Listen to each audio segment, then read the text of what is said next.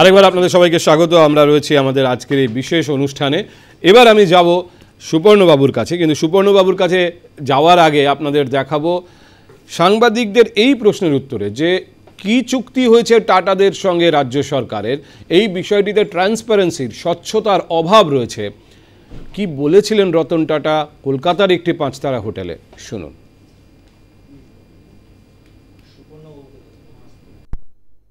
I don't believe there is a lack of transparency, and I don't wish to comment on what the government is doing or not doing. I think that, I believe, for example, that how we build cars is our business, how the government operates is their business, and I think our experience in this whole transaction has, to the best of my knowledge, been very transparent. খুবই কৌশলী উত্তর। আমি সুবর্ণবাবু আপনার কাছে আসি। রতন টাটা তখন tata গ্রুপের chairman এবং অন্যতম একজন নিয়ন্ত্রক এই প্রকল্পের, এবং তাঁরই স্বপ্নপ্রসূত প্রকল্প। এই সাংবাদিক সম্মেলনেই তিনি বলেছিলেন যে পশ্চিমবঙ্গে টাটাদের গত কয়েক দশকে কোনো ভারী বিনিয়োগ নেই, আমার স্বপ্ন ছিল কলকাতার জন্য, পশ্চিমবঙ্গের জন্য কিছু করি, এটা তারই ফলশ্রুতি। রাজ্য সরকার কিভাবে অপারেট করছে তার ব্যাপার, আমরা কিভাবে গাড়ি বানাই সেটা আমার ব্যাপার। এক্ষেত্রে কিন্তু তিনি কিছুটা দায় এড়িয়েছিলেন, কিন্তু তারপরেও তিনি বলেছিলেন so far I know there is no lack of transparency. কিন্তু সত্যিই কি আপনার মনে হয় উনি ঠিক বলেছিলেন আজকের রায়ের পরে? না, আমি ওনার সাথে উনি ঠিক আগের কি বলেছেন পরে কি বলেছেন তো সেটা তো দেখা যায়নি, শুধুমাত্র দুটো লাইন শোনা গেল এখানে। হয়তো কোনো সাংবাদিক প্রশ্ন করেছিলেন যে ট্রান্সপারেন্সি বা স্বচ্ছতা আছে কিনা এই প্রক্রিয়াটায়। আমি এই আজকের আলোচনা থেকে সরে যদি ঠিক ওই রতন টাটার ব্যাপারে দাঁড়িয়ে কথা বলতে হয়, আমি যদি কোথাও বিনিয়োগ করতে যাই, আমার মনে হয় সেখানকার সরকার তারা একটা আনএনকাম্বার্ড জমি বা কোনো রকম জিনিস সেটা আমাকে তারা দেবেন, আমি আমার কাজে কনসেন্ট্রেট করব। এবং সেটাই বোধহয় উনি এখানে বোঝাতে চেয়েছেন যে আমার কাজ হচ্ছে গাড়ি বানানোর, আমরা এখানে বিনিয়োগ করতে চেয়েছি এবং বিনিয়োগ করার জন্য আমার জমি লাগবে। রাজ্য সরকার তারা কি প্রক্রিয়ায় জমিটা করেছেন সেটা রাজ্য সরকার। কিন্তু তার মানে সুপর্ণবাবু দায়টা পুরোটাই কিন্তু এবার বামফ্রন্ট সরকারের উপর চলে যাচ্ছে। তাহলে বোঝা যাচ্ছে যে টাটাকে যদি বামফ্রন্ট সরকার রাস্তা ঠিক উল্টো দিকের জমিটা দেখাতেন বা দিতে চাইতেন, তাহলে টাটারা সেটার উপরই কারখানা করতো, হয় করতে কিন্তু আপনি অস্বীকার করতে পারবেন, আপনি তাই বলছেন। টাটার তো এটা বলা উচিত হয়নি যে বন্দুকের নলের মুখে হলেও আমি কারখানা করব।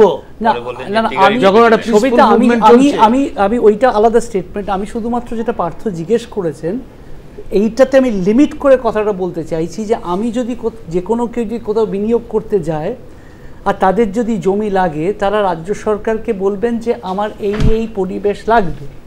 রাজ্য সরকার যদি তাদেরকে বলে যে ঠিক আছে আপনি এখানে করুন, রাজ্য সরকার যদি ঠিক প্রক্রিয়ায় জিনিসটা না করে থাকেন, সেক্ষেত্রে শুধুমাত্র এক্ষেত্রে ওই স্টেটমেন্টের ভিত্তিতে টাটা গোষ্ঠীকে কিন্তু দায়ী। আমি তো সেটাই বলছি আপনাকে, আমি তো ঠিক সেটাই বলছি আপনাকে সুবর্ণবাবু, আপনার বক্তব্য অনুযায়ী দায়টা রাজ্য সরকারের। অ্যাবসলিউটলি। যে রাস্তার এক ধারে জমি নেওয়া হয়েছিল, বিতর্ক তৈরি হয়েছে, সেই রাস্তারই অন্য ধারে জমি ছিল যে জমি নিয়ে বিতর্ক ছিল না। এবং শুধুমাত্র আমি আপনার সাথে সহমত, আগের সরকার প্রথম কথা হচ্ছে শিল্পায়ন করতে গেছেন, সেটা নিয়ে কোনো নেই, প্রসেসটা নিয়ে কিন্তু আজকে আলোচনা হয়েছে। আমি সেই জন্য দেবাশীবাবু বলছিলেন, দেবাশীবাবু প্রসেসে কোথায় গিয়ে আটকালো সেই জায়গাটায় যাচ্ছিলেন, কিন্তু প্রসেসটা যে আজকে মমতা বন্দ্যোপাধ্যায় বলেছেন যে আমরা 1000 বার বলেছিলাম যে এটা বেআইনি, আজকে সর্বোচ্চ আদালতের রায় এটা প্রমাণিত হয়েছে এটা বেআইনি। না, এখানে পার্থ আরেকটা জিনিস আমি আপনাকে বলি, দুজন বিচারক ভি গোপাল গৌড়া এবং অরুণ মিশ্র তারা আরেকটা কথা বলেছেন যে জনস্বার্থের কিন্তু একটা সঠিক সংজ্ঞা কোনো সময় তৈরি হচ্ছিল না।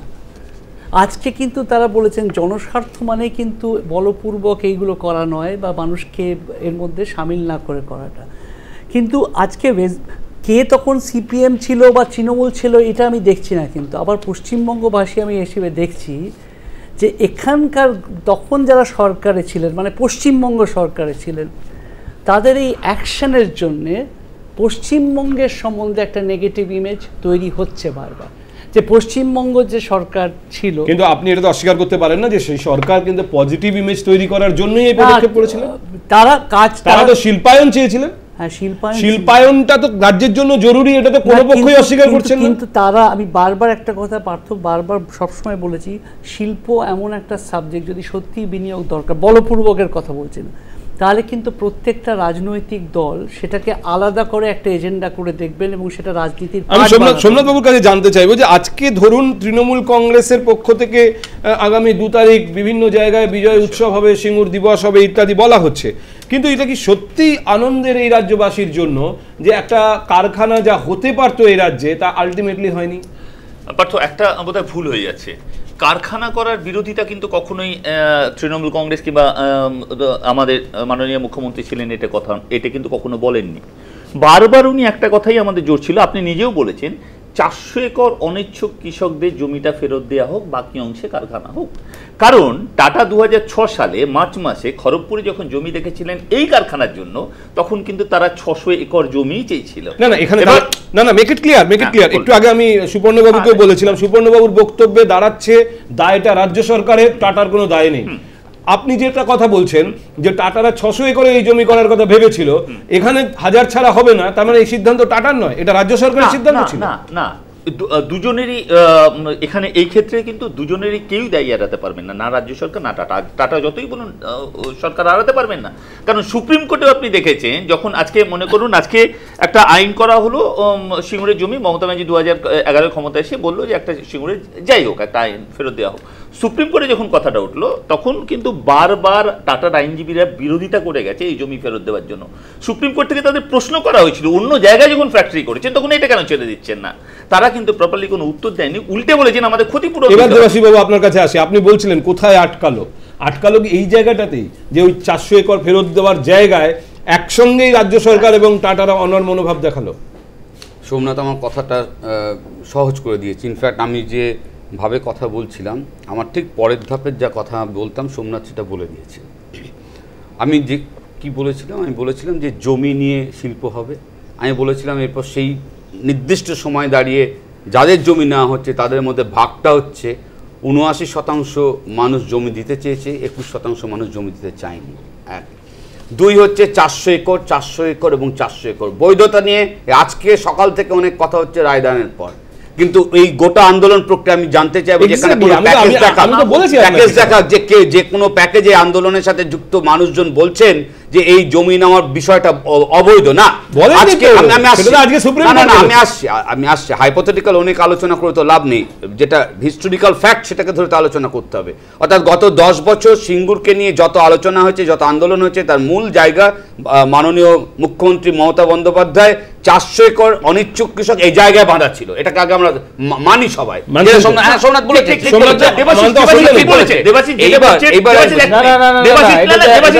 আমাদের খুব আপত্তি আছে, এই মামলাটা করেছি আমরা, এপিডিআর করেছে এই মামলাটা হাইকোর্টে প্রথম পিআইএলটা এপিডিআর করেছে, পরে অনেকে অ্যাডেড পার্টি হয়েছে, এবং এই যে 400 একর বা ইচ্ছুক অনিচ্ছুক এগুলো পরে যুক্ত হয়েছে আন্দোলনের অনেক পর্যায়ে পরে। যখন 2008 সালে আসলে এই জমিটা এবং সিঙ্গুর নিয়ে অজস্র মিথ্যের ফুলঝুরি বামফ্রন্ট সরকার এবং তাদের যে বুদ্ধিজীবীরা আইনজীবীরা অজস্র মিথ্যের ফুলঝুরি, এবং তারই কন্টিনিউ। যে সন্ধ্যেবেলাতে গভর্নর হাউসে জানতে চাইছি আমি, যে সন্ধ্যেবেলায় গভর্নর হাউসে গভর্নরের দুপাশে তখনকার এটা তো শেষ পর্যায়ে, সেই সময় আপনি কি এটা পশ্চিম বাংলার ঠিকাদারি শুধুমাত্র কি মমতা বন্দ্যোপাধ্যায় বা তৃণমূল কংগ্রেসের? পশ্চিম বাংলায় বাকি কি মানুষ নেই? অজস্র ছোট ছোট সংগঠন, সমীর বাবুরা, আমাদের এপিডিআর, অসংখ্য ছোট ছোট সংগঠন এই আন্দোলনে সামিল ছিলেন, তারা কোথায় গেল?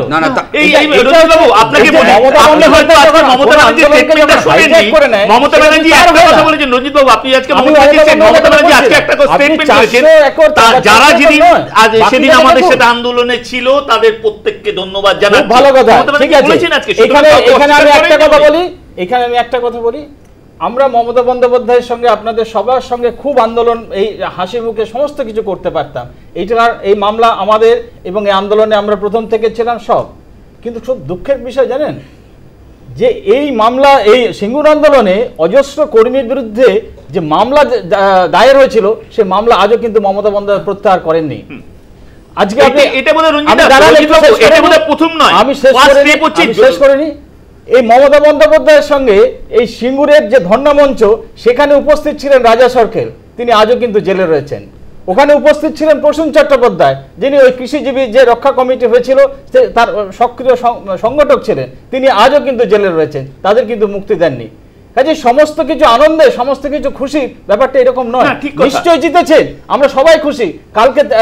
কালকে 3টে থেকে আমরা কলেজ স্ট্রিটে বিজয় মিছিল করব, মানুষকে সমবেত হওয়ার ডাক দিয়েছি। দেখুন, আমরা কালকে কি হবে, পরশু কি হবে, সেটা আমাদের আজকের আলোচনার বিষয় নয়। আমরা দুটো জায়গা থেকে বিষয়টিকে দেখতে চাইছি রঞ্জিত বাবু, আমরা দুটো জায়গা থেকে বিষয়টিকে দেখতে চাইছি।